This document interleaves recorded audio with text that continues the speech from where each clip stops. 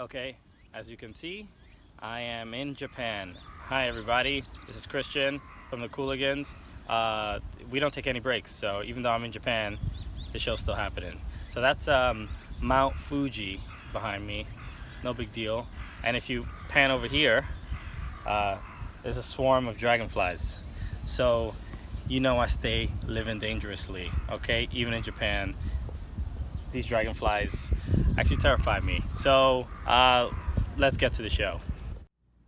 Everybody, welcome to the Cooligans, baby. Oh my God, in this episode, I'm not here alone because I got this television. I got this wonderful Christians in Japan. We keep it going no matter what happens because contractually, we are chained to this studio. We also talk about soccer. We talk about I'm in Canada. He was in Japan. It's pretty dope. Yes, and we also cover a bunch of subjects in soccer, in American soccer. It doesn't matter that we're traveling internationally. It doesn't matter how far away we are. We're going to talk about everything going on in soccer today. So all this and more today on the Cooligans!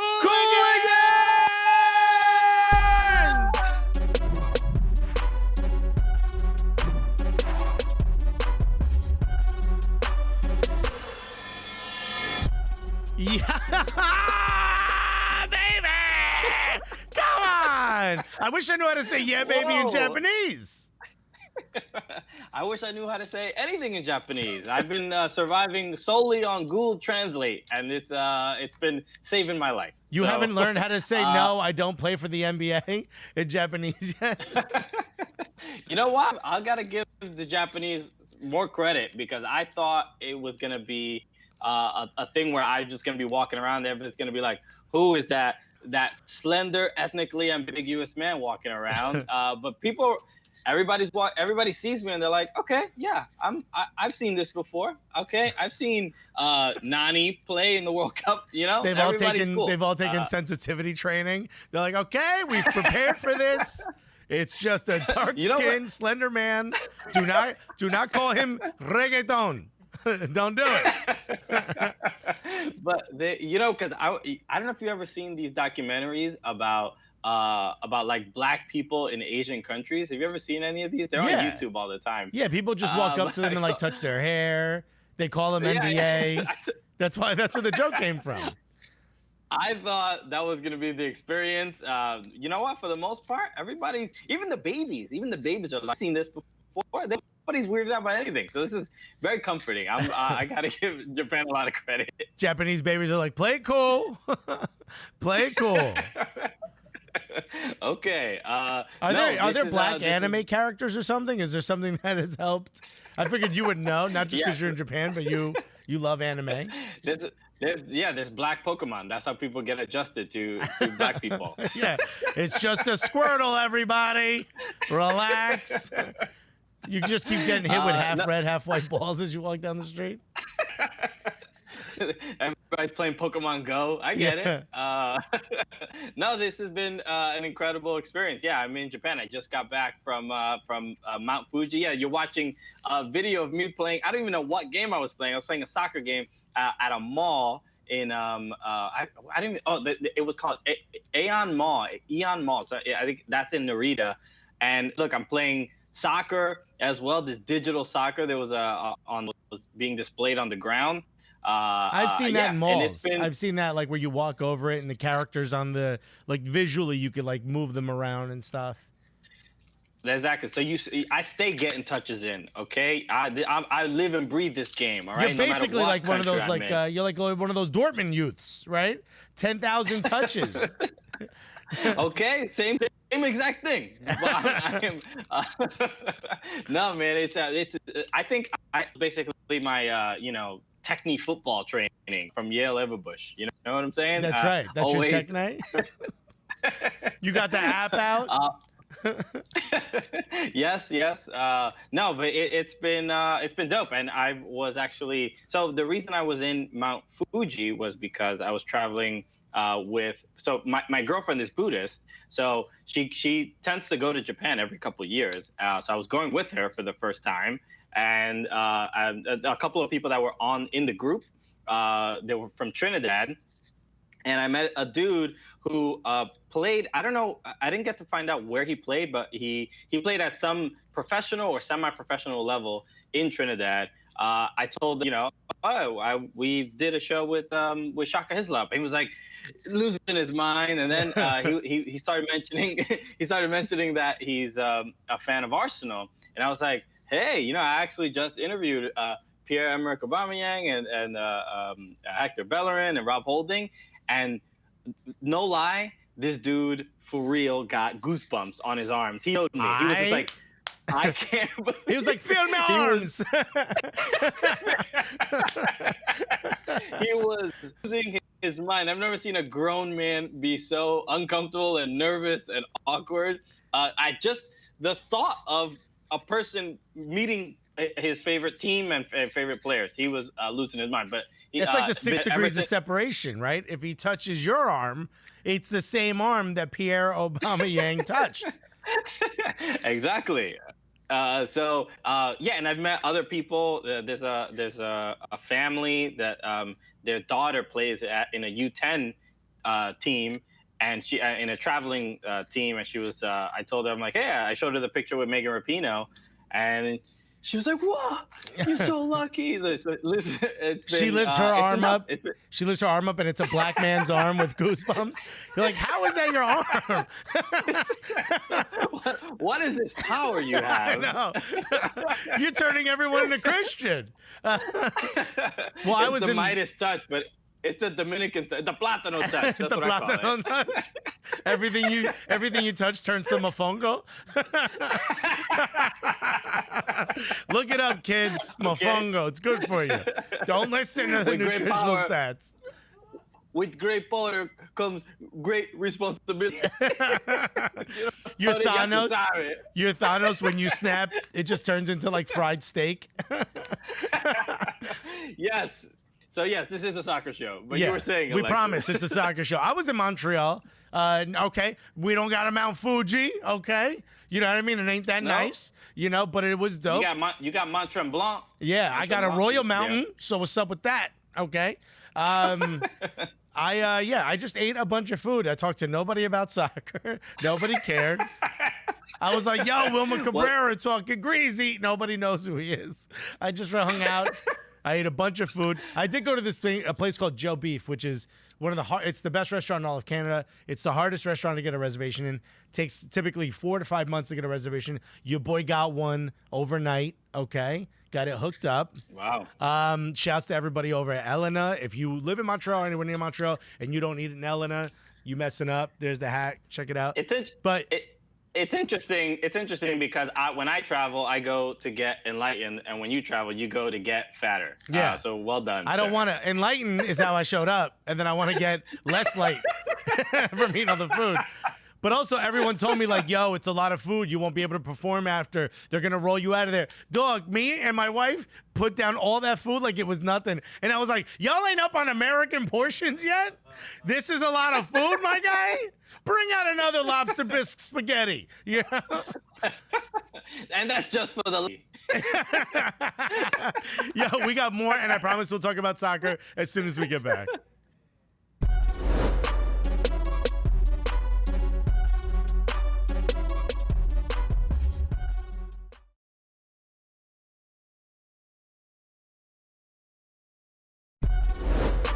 Yeah, baby! Oh, man. We promised we talk about soccer, right? And it's about time we start. There's so much happening. Apparently, there was an awards ceremony. I didn't get an invite. Christian, did you?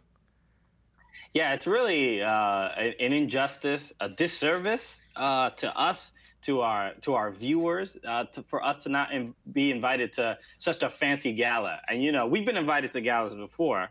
But we've hosted galas. There's no reason... We've crashed. There's no why we would be excluded. We've crashed galas. That's right. That's right. It's not fair. No, Megan, we have to talk about the FIFA Player of the Year awards, and we saw who won, especially for Female Player of the Year, Female Footballer of the Year, Megan Rapinoe, which is not much of a surprise to a lot of people. But I think what everyone was sort of, anticipating or expecting was what bar was Megan Rapinoe gonna drop at this sort of in her acceptance speech, and because she brings flames every time she grabs a microphone. She brings All day. flames. Fire, sprat. Everybody gets torched. it. Yeah, everybody gets it. Exactly. I'm so sorry, y'all covered in kerosene, but y'all about to get torched, my guy. Yeah, this is it's gonna be a little bit more aggressive than a Blue Man Group show. All right, so get ready. Who's the dude that used to smash the watermelon? God damn it! It would have been a great reference. Gallagher. Oh God. Well, yeah, it would have been like Gallagher, but everybody getting soaked. Yeah, I still did it anyway. Just, Leo Messi just having watermelon shrapnel all over him. Like, oh, I didn't know what I was getting myself into. But he's worn some suits to these events that are funkier than that. Okay, dude has no sense of style. But I think the main thing too that we took on her speech really were the points about activism, and she's she's 34 years old and won the best women's player. And now it's clear, like, I don't know exactly how, I don't know if she'll make it to the next World Cup, or how long her career will continue. But we know for sure that she is very much leaning into an activism role and being much more of a social leader and trying to change the culture in a lot of, areas that are clearly flawed. And it was kind of inspiring. I think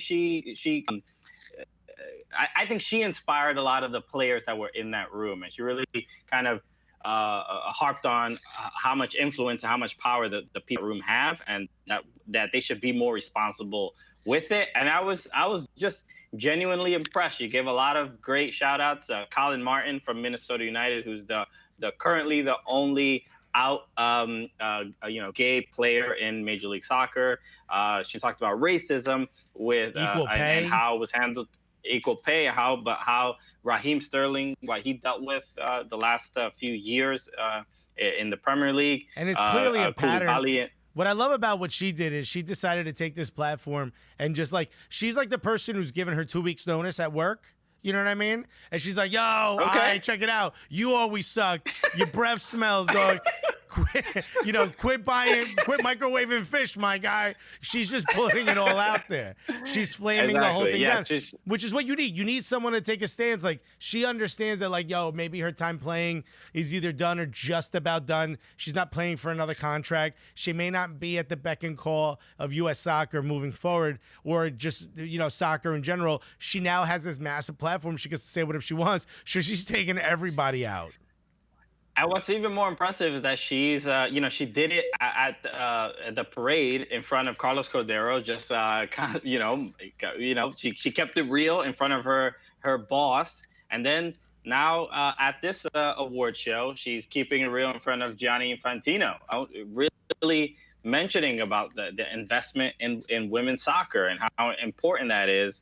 The issue with in Iran with the women not being allowed to attend football matches and things like that. So it takes some. This is why I have so much respect for her, because she is incredibly courageous in instances where she doesn't really have to be, and where people would understand. They'll be like, all right, well, your boss is right there. You're not gonna go in on him right there, it's good. And she's like, no, watch. No, watch what I do. What I love is, she gets, you said she's incredibly courageous. She's like me, but she does like good with her lack of filter. You know what I mean? As opposed to me, who just ruins opportunities for us left and right. I'm like, oh, I wasn't supposed to say that. She does the same thing, but helps. But she also backs it up, right? Like, she won a World Cup, and then she starts going in, right? So she'll talk the smack and then also brings it. But so there's levels. Smack and then you talk the smack and do the least amount of work as possible. I'm like, how come you don't respect me? What's your deal? I'm like, yo, this is trash. All right, Christian, figure it out. I'll see you guys in a week. Okay, well, I'm like, well, I'm sorry for him, but we really want to make this work somehow. Look, he's not that way all the time. He can be handled. Trust me. Yeah, you're like the wife of a drunk guy. Like, he's not always this bad, Yeah.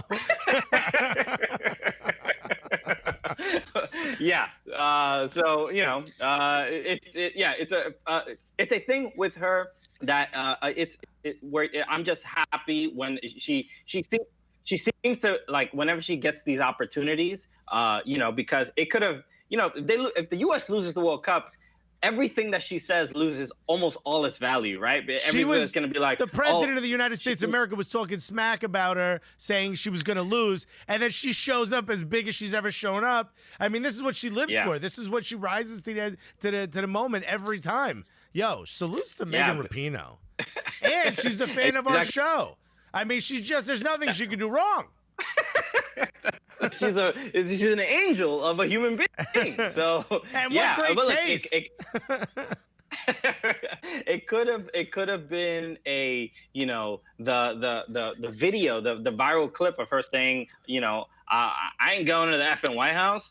That could easily backfire if you don't win the World Cup, right? So, like, now that can live forever, and it's like, yo, I'm talking all that shit right to your face. You ain't gonna do nothing about it. She has this golden ticket to almost speak on any subject, and people just value and trust her words way more than they ever could if she did not, or if she was not successful. She should be on the next Comedy Central roast. Yo, we got more about soccer right after this.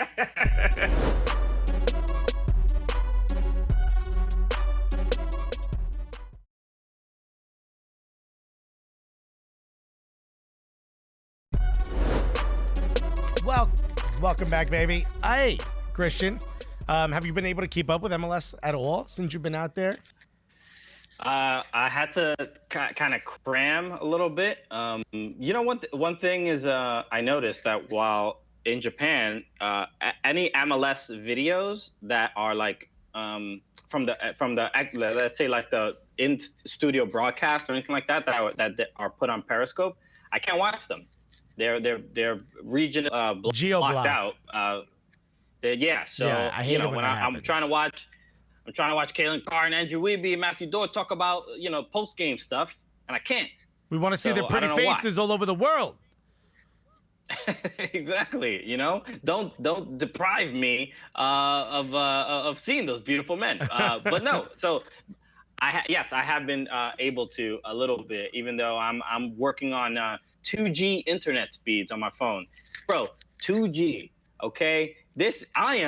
I'm hurting right now. All right, suffering. Bro, how do you only torture, have 2G? Okay? Doesn't Japan have like incredible technology?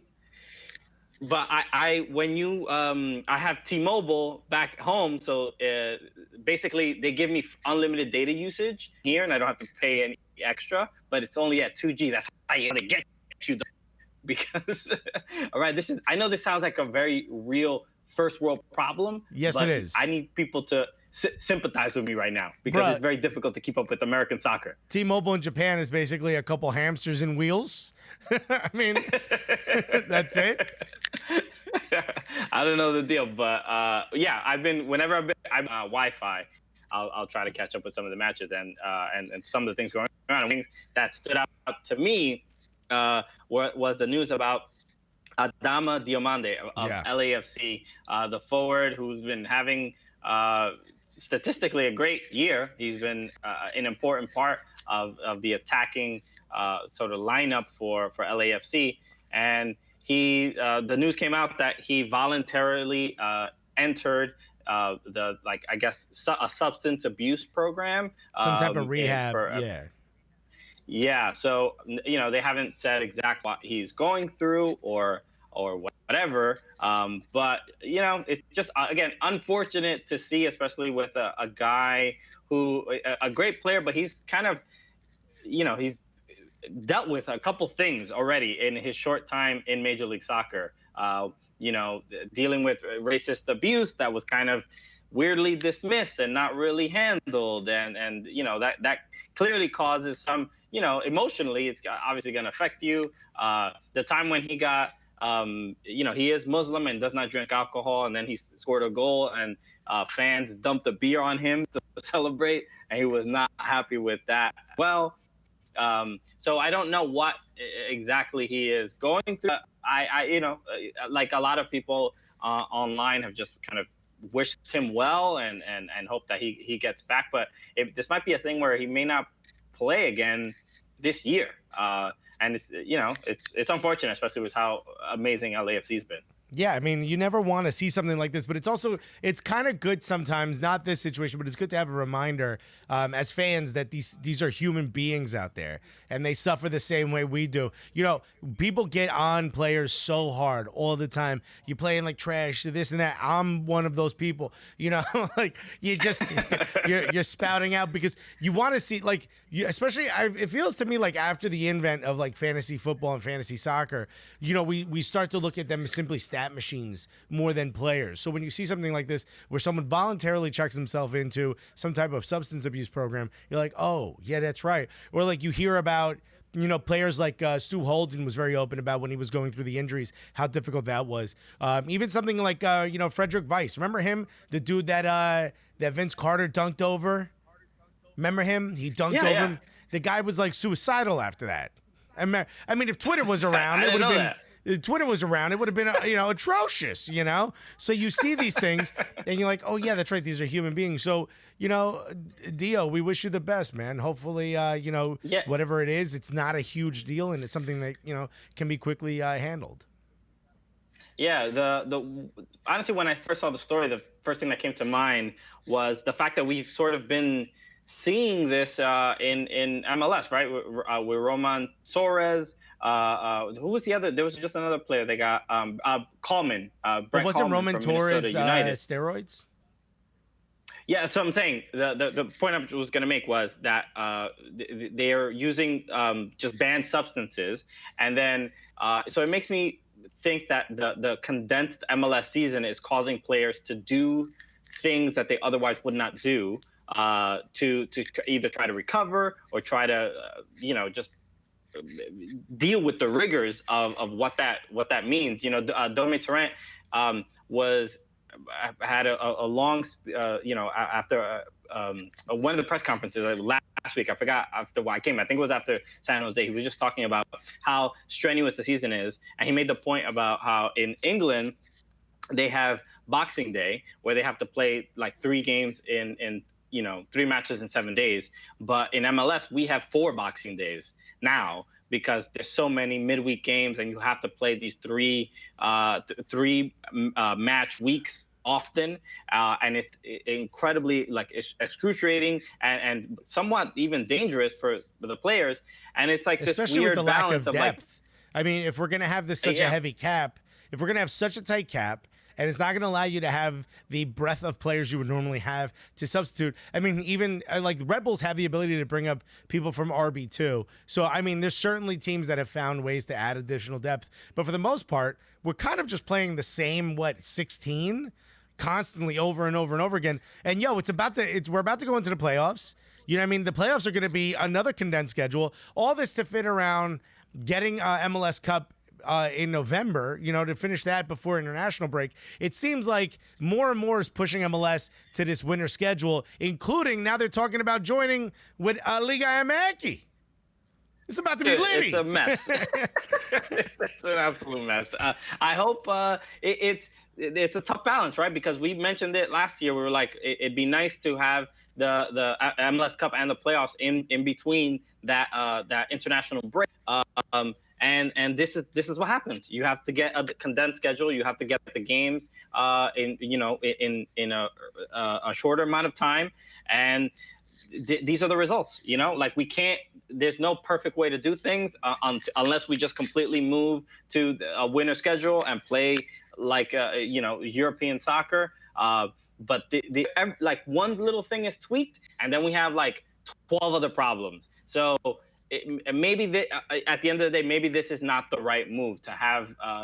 Maybe the MLS Cup in December is safer for players, and maybe you won't deal with a lot of these banned substances issues or substance abuse issues or whatever. Or we can just make steroids legal, right? We'll talk about that and more when we get back after this.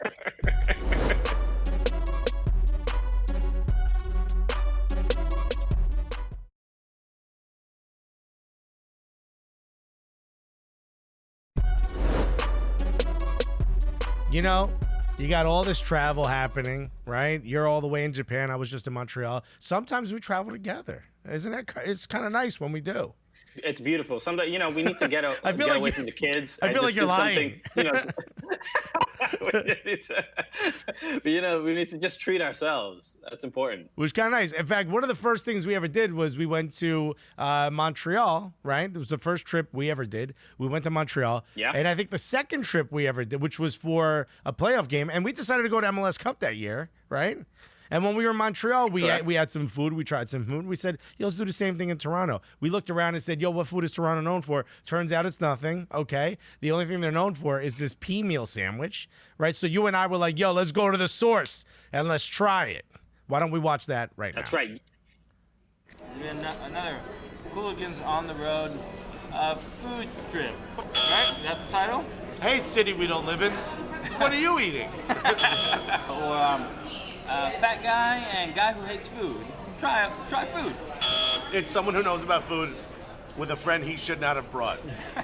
Trying food. I think that works.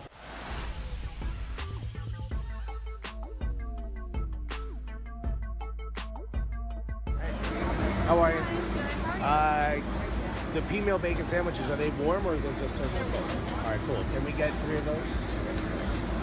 We are downstairs of the St. Lawrence Market in Toronto, Canada. We Googled a lot of Toronto food. There wasn't a lot of sort of indigenous food, you know? There's just not a lot of food that's born here. One of the things that kept coming up, though, something called a Peameal Sandwich. And I thought it was like vegetarian food. Like, no, I don't want that. But it's not. It's Canadian bacon. I guess here it's Peameal bacon. So I was like, oh, word. Bacon? I don't even know what is the word Peameal. I don't know. I'm not sure. I didn't Google where that came from. Yeah, you don't do the word. As soon as you see the Google image of the food, the food is what I'm here for. You're like, all right, that's it. I'm good. I'm not gonna be like, I wonder what the origin of the word is. No. I'm like, hey, what does that taste like? That's what I'm looking for. Get it in my face. So we got 2 of them. We got one for Dave holding the camera. Yeah. Dave, you excited about that? There you go. So first things first. It's on almost like a drier brioche bun, right? Kind of a country roll, as they call it. I see nice gooey fat on top already. Oh, yeah. Straight up just a bun. A bun with some pork, man. I mean, you can't go wrong with that. I feel like you can go wrong with it, though. I'm gonna go on record as saying you cannot go wrong. In this situation, what Brett is doing is just soaking up all that juicy fat. Yeah. Can you see the excitement in Christian's face? Yeah. He's thinking about how many ab crunches he has to do to get rid of this. I'm thinking about what I want to watch on the couch after I eat Bacon this. and bread. I mean, at least Canadian bacon is like a little bit different. First of all, the best meals that have ever been created have been sort of what we would now call peasant food, street food, food for people who don't have enough money to go get something else. Is this poor people food? Am I getting poor people food? Yeah, I know. I don't want to be seen. I'm sorry, you can't do that from your castle.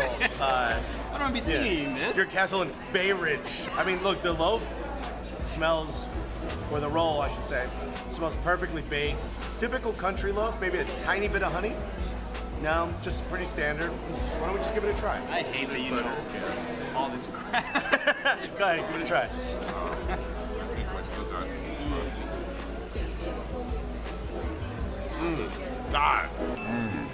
God. The taste is almost like a salted chuleta. Like imagine a chuleta empanizado with much more of a cure on it. It sort of breaks apart like a brioche would, but it's not buttered. And the bread is incredible. Yeah.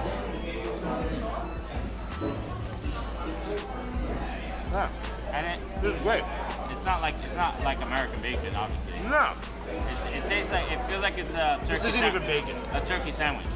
This Peameal sandwich is missing vegetables. It's missing, higher, just greens. No one in Canada's history has ever said, find a way to get vegetables in my bacon sandwich. All right. You get the thumbs up from me. Wow. Crazy. Yeah. Well, thank you for watching.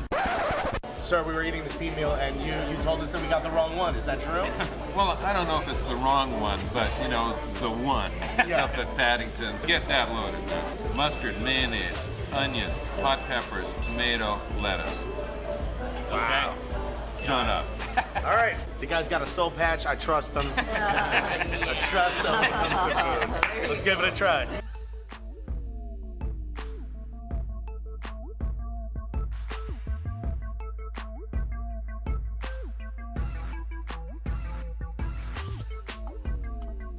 See, this looks like more of a proper sandwich, yeah. Look at that.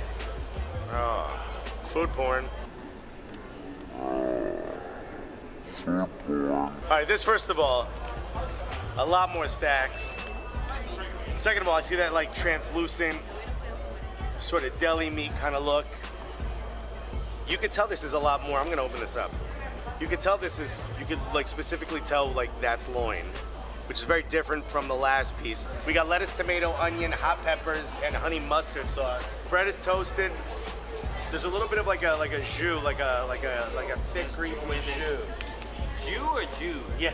Oh, you know Is exactly. this a Jewish? Yeah. There's pork in it. Yeah, there's right? pork in it. I don't very think it's clearly Jewish. not Jewish. It's not a Jewish meal. It's jus. It's like it's almost like you know when you run and you sweat. Imagine meat did that when you cooked it. That's what we're about to eat. Basically, what it is just like the drippings from the meat coming off. Basically, it's fat reducing, and it holds on to some of the browning that's happening on the flat plate. Okay. So, we're about to eat that. I guess take a bite and tell me what you think compared to the other one. Okay. Try to get a little bit of everything in there.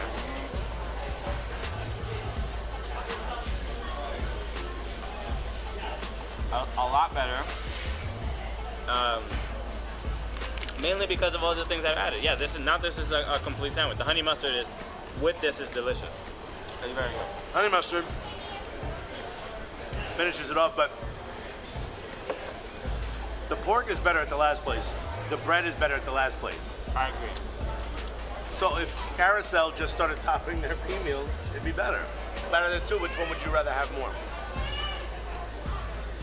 I would say this one. But yeah, I could tell, yeah, the other one, the pork, I don't really care about the bread too much, but the pork and the other one was a tad better. Why don't you care about the bread? Because I'm not you. That's really it. I'm just not as obsessed with You bread. don't rate bread culture in other cities like I do? Here's my verdict. Get both. It. God, don't you miss those days when we could just eat Peameal? Huh? You're out there eating nothing but sushi? What are you eating out there? The good old days. I'm right now. I've been having. I haven't had anything. I would say specifically Japanese, but a lot of the snacks I've been having are weird, right? So this is Calpis soda, which is a weird white substance that it's like oddly sweet, and I don't know what the actual flavor. It doesn't seem like it's a real flavor. All right, There's well, a lot of weird Japanese. We're definitely going to snacks. talk a little bit more about you drinking cow piss right after this.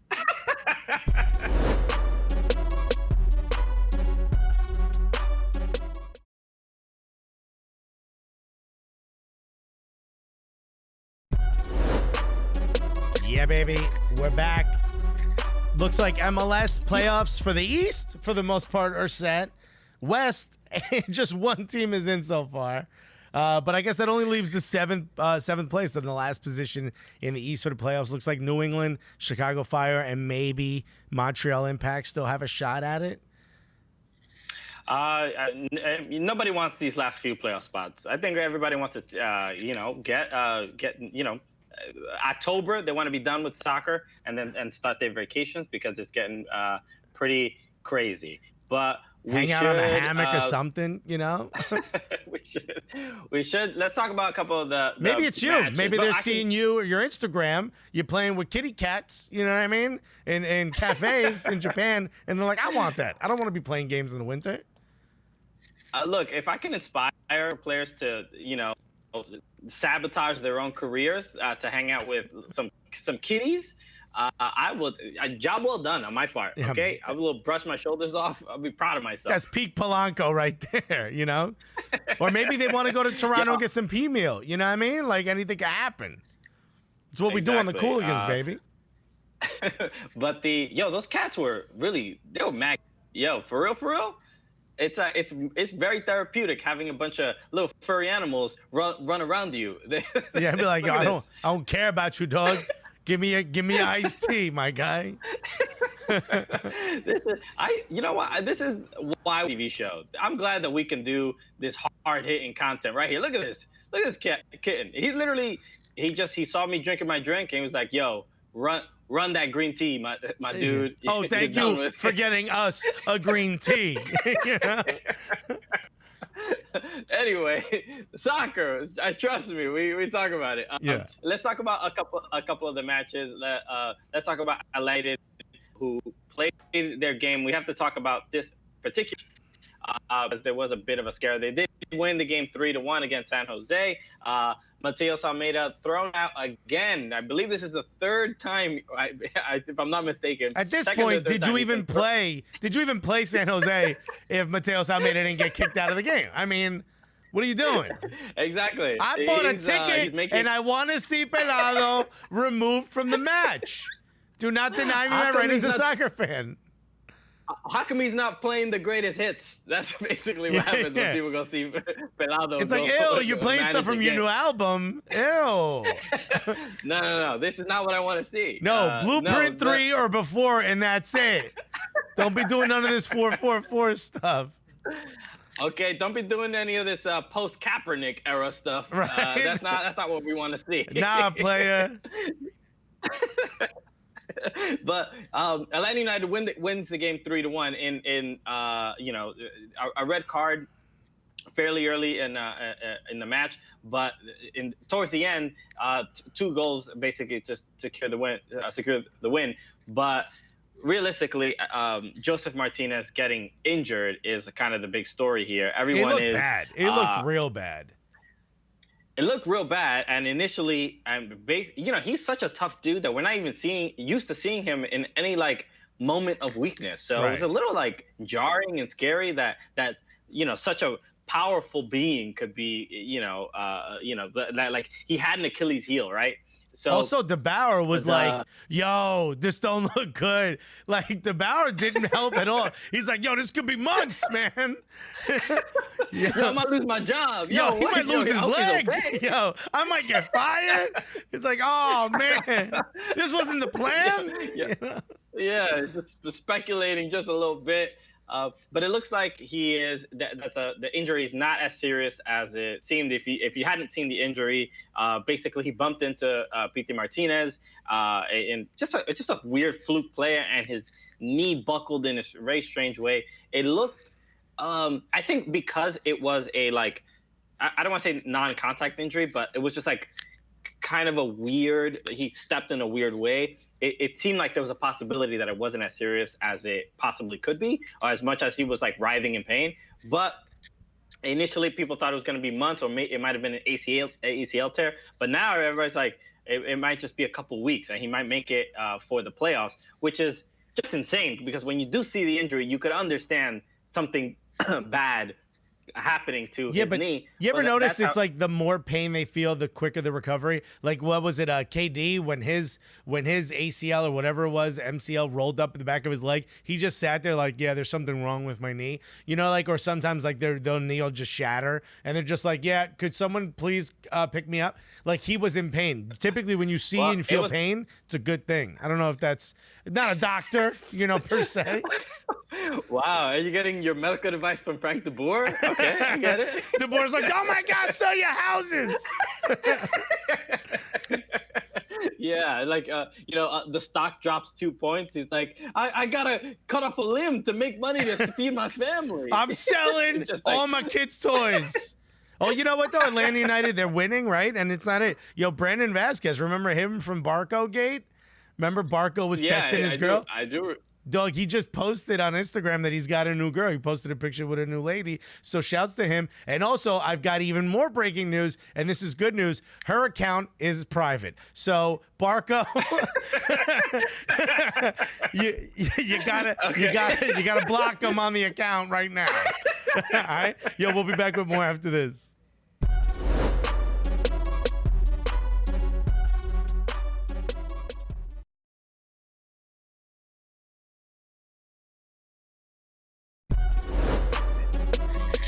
Yeah. Playoffs is set, but it's not just us in this country that be doing some type of playoffs and group stages and whatnot. Apparently, Americans out here winning in other countries as well, even in Champions League. Oh, that's right. And in Japan, we out here getting dubs. You know how it is. we got Americans out here drinking that cow piss everywhere we go. Everywhere we go. We coming for that cow piss, all right? Run that cow piss, dog. So we stay well hydrated, although I got to check the label to make sure it even hydrates you. Dog. Don't you know about that? Anyway, we have to talk about RB Salzburg because the homie Jesse Marsh, who we had, we learned a lot about. The homie Jesse Marsh. He's a homie. Because we be chilling with Jesse. No, because we had we learned deep dark secrets through Grant Wall about Jesse Marsh because they were roommates at one point. Yeah. But so we learned all his entire medical history through Grant Wall. Thank you, Grant Wall, for that. But Jesse Marsh, first American manager to win in the Champions League groups out in Europe. So Salzburg, they defeat Genk, and Genk was the team, actually the former team for Alejandro Pozuelo from Toronto FC. So that's the connection there. But you love to see it, right?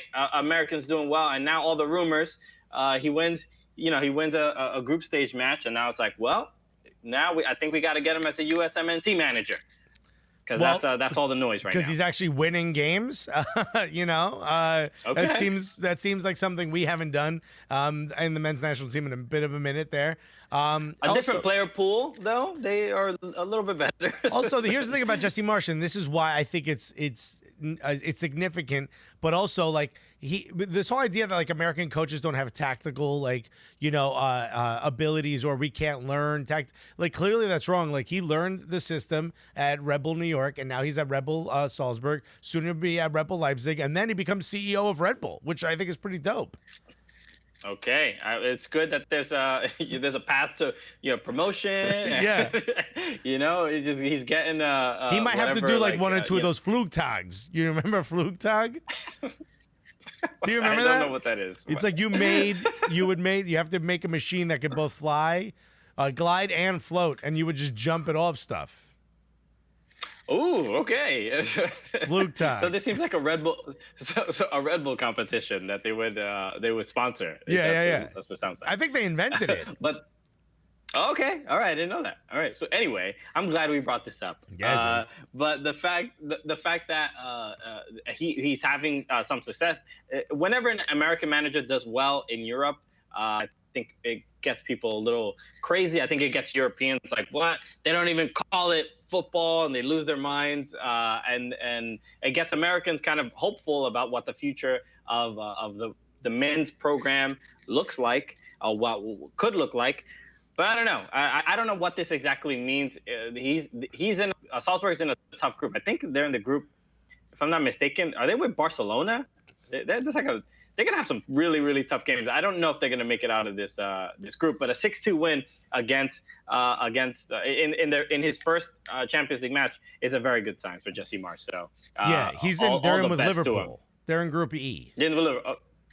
Okay, yeah, they're gonna have a little tough time getting out of that group. So, I wish them the best. It doesn't matter what nationality the manager was; they weren't expected to get out of it. So just wait. I mean, if he lost all the games, they'd be like, "Oh, it's because he's American." So the fact that they beat Genk, and it's always good to beat a team named after a strain of marijuana. I think that's also very important, right? You got to beat Genk. You can't lose against Dank FC.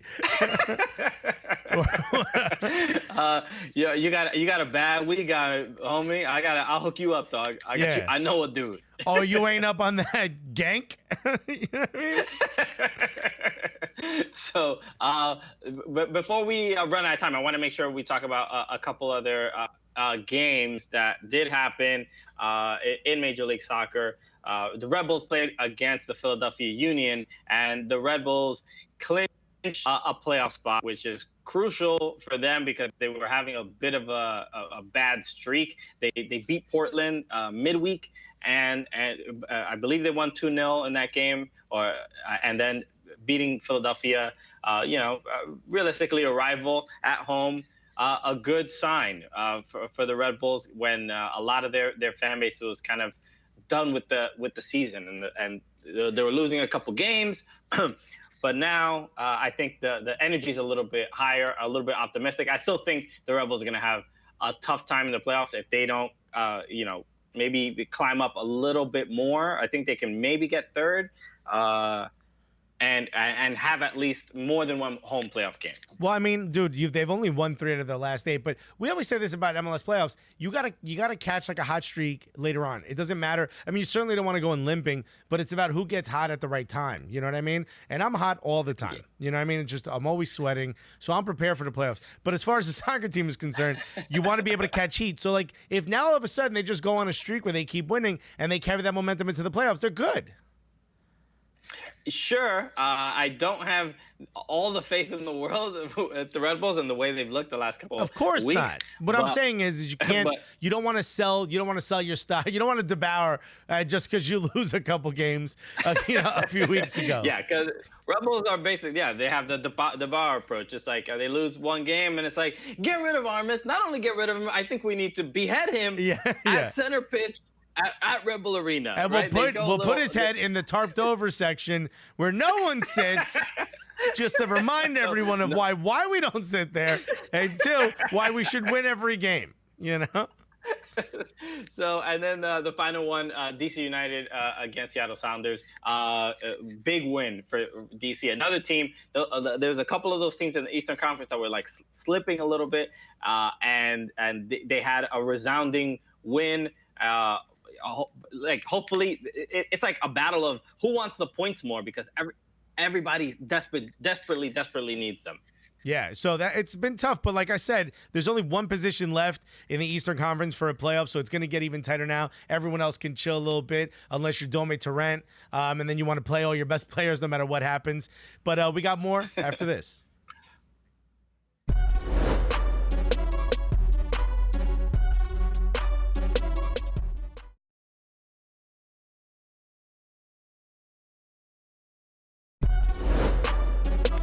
Yeah, baby. Man, it's been so much fun talking to you while you're on the TV. I just wish I had a mute button. That'd be kind of nice. You know what I mean? Just shut you off whenever I want. You know what I mean? Pretty dope. Oh, wow. So just people watching you just scream into a camera. Right?